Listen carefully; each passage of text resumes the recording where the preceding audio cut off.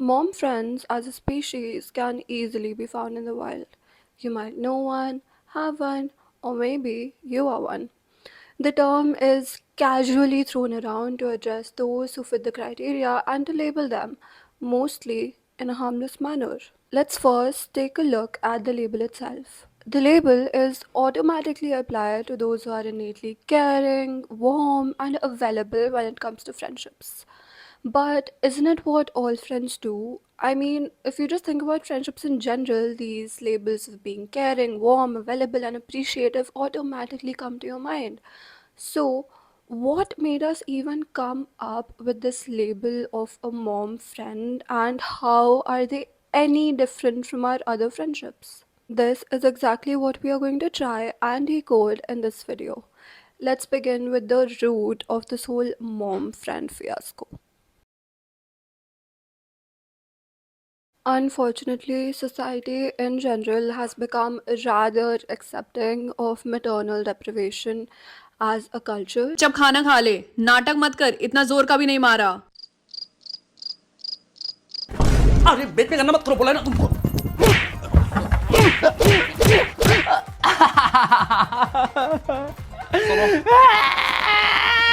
रोना बंद करो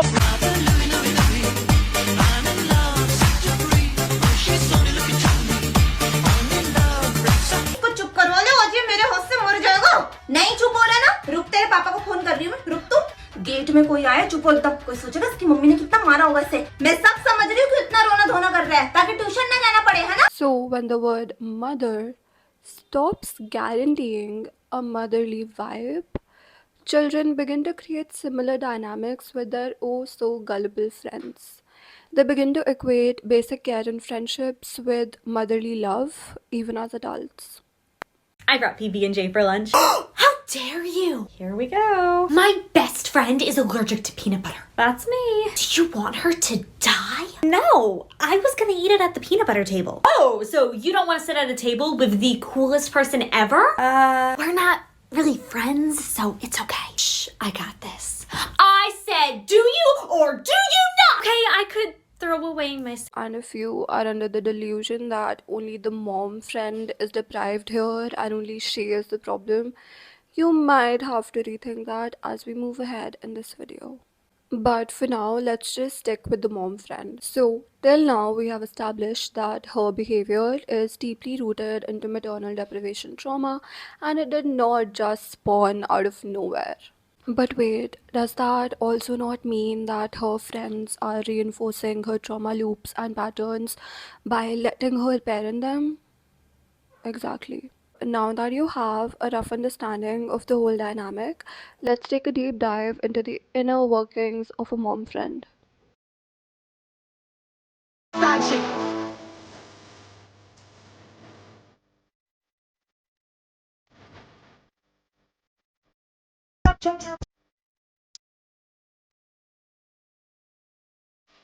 Pav, you're the mom friend of the group.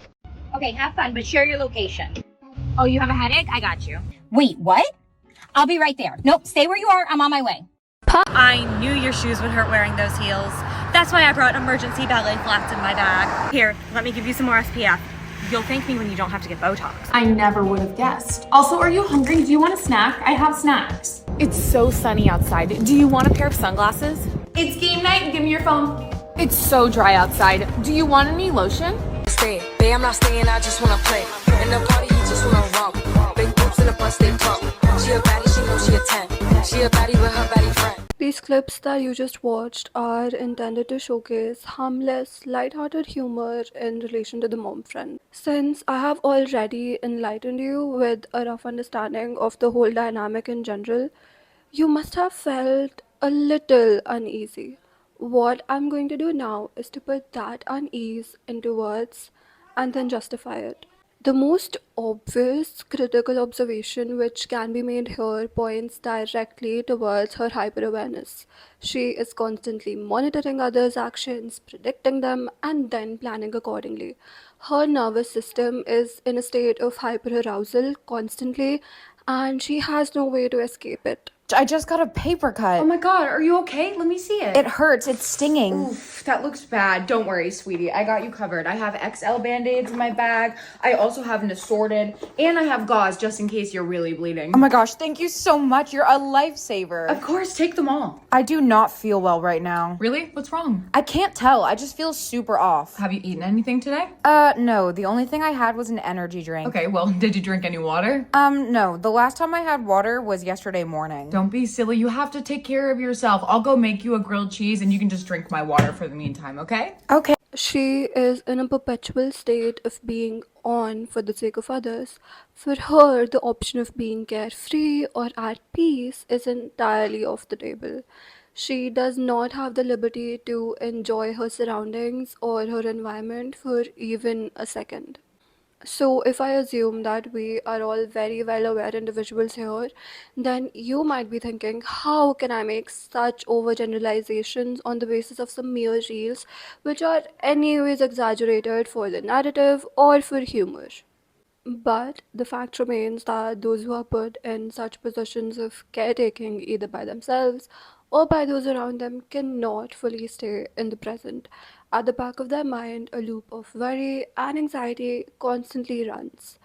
And when this gets applied to mom friends who essentially just parent people their own age, it becomes a very real and concerning issue worth talking about. Now, since we are already on this topic of the inner world of a mom friend and have already discussed the role of maternal deprivation in shaping them, let's now connect those two, shall we? Mom friends believe that motherly love is both conditional and scarce because for them they only received it on rare occasions, generally in exchange for something. So they show motherly affection towards their friends because somewhere deep within their subconscious, they believe that they are giving their friends something rare, which is motherly affection, and that this in turn makes them irreplaceable in their friends' lives. You tired to fill up your water bottle? Okay, I'll do it.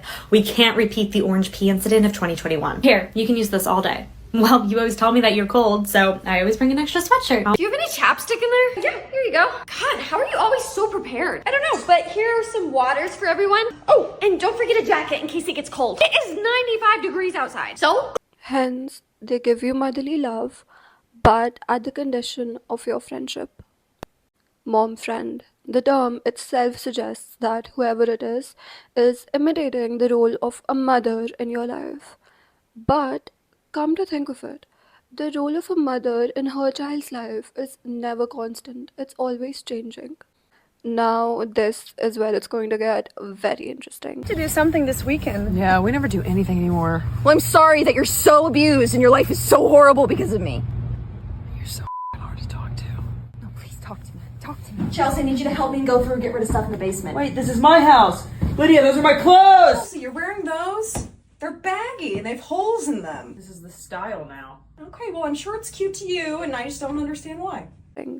The mom friend does not imitate that phase of motherhood where the mother and the child are both considered as individual adults with boundaries and, very different lives which do not revolve around each other. But instead, she chooses to imitate the early phases of motherhood. In this early phase of motherhood that we're talking about, the mother has no option but to care for her toddler or baby. During this time, a mother has to prioritize her child's needs and demands, be excessively protective, and has to always be present for them no matter what. But the sad part is that an actual mother eventually gets to move on from the stage and grow out of it, but a mom friend stays in the most depleting season of motherhood, her whole life.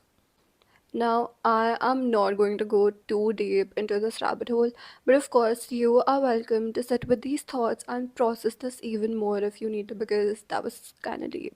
Establish that a mom friend is deeply caring and available and warm, similar to how a mother is with their toddler. But wait, does that not give her a position of authority over her friends? Oh, and does it also not put her friends in a vulnerable position? This is where it gets a little uncomfortable. I like your plan, except it sucks, so let me do the plan, and that way it might be really good. Where's Rick?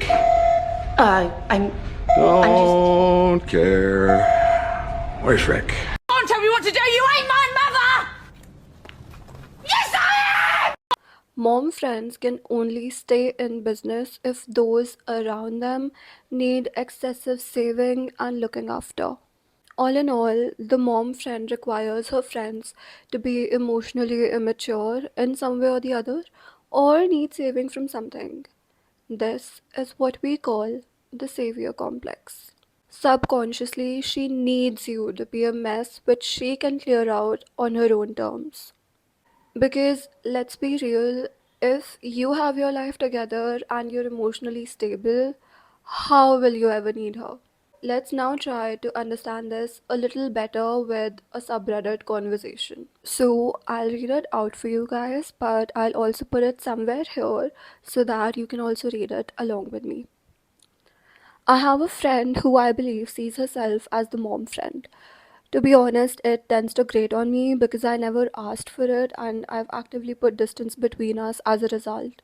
Friends look out for each other by default, but her taking it to this parental type role is frankly patronizing and irritating, especially when she doesn't give freely. She'll get upset if she feels stressed out by something or if she does not feel appreciated enough, but I have trouble catering to her emotional needs when she's doing things for me I never even asked for or even wanted her to do. I even directly confronted her about it and told her it wasn't her responsibility to take on my life stresses or problems, especially if she felt I was bringing her down, but that ended up upsetting her too. And just for the record, I'm a very straight laced, risk averse, responsible person with my life together. Life happens, but that's okay. I don't need or want to be mothered. That was the savior complex in real life. The discomfort wasn't about the friend rejecting the care, essentially, but it was a lot more about the friend rejecting the role. Mom friends also showcase hyper controlling tendencies because they want everything to go their way, owing to the superior role that they have given themselves in the relationship. Now, I won't go too deep into this because it's kind of obvious, but let's try to get a better understanding of it through, you guessed it right, a subreddit conversation. I'll read it out for you guys, and again, I'll put it somewhere here. My mom friend was great at first, but slowly turned into a controlling and condescending witch and would get offended if I did not see her brilliance in everything or took her every suggestion as gospel. When she's upset, she gets even more condescending and talks to you like you're a toddler. The friendship is crumbling because I'm too stubborn to let her do this to me anymore, and she thinks I'm just being mean. I've seen many other people that were her good friends get pushed away because she won't stop trying to go and control any situation. This speaks for itself. I'm so hungry. Why is movie theater popcorn $20? Bro, why do you think I brought my big bag? You didn't. I did? Oh, what a provider. Oh, my stomach hurts. Oh, are you stressed? No. Are you car sick? No. Did you just drink a coffee on an empty stomach? Yes. I knew you would. So there's a pack of cookies in the glove compartment. I had to talk about this baby elephant in the room. They stay in this codependent relationship with the mom friend, so naturally they shape her. The mom friend cannot exist without the unrelenting support of her baby friends. Remember how we established maternal deprivation trauma on the side of the mom friend? Well, it's not just her. While the mom friend's maternal deprivation trauma is expressed through her compulsive caretaking, the baby friend's maternal deprivation trauma is expressed through them seeking a substitute mom. But if one looks close enough, the baby friends stop seeming as innocent anymore. They simply let the mom friend carry their load. The passivity of letting is the point here. Their learned helplessness becomes very intentional when they knowingly let the mom friend sabotage her own goals and life for their sake. Now, you might ask who exactly is the villain here, because apparently both of them have all of these ulterior motives. Well, the answer to that can either be none of them or both of them. Because the labels of mom friends and baby friends point directly towards codependence. You see, they cannot be seen as individuals anymore because it's no longer a friendship, it's a substitute family structure. I have absolutely no interest in giving you a healing blueprint. If it hit close to home, it hit. If it did not, it did not. Rewatch it, reflect it, ignore it, do whatever you want. The choice is yours.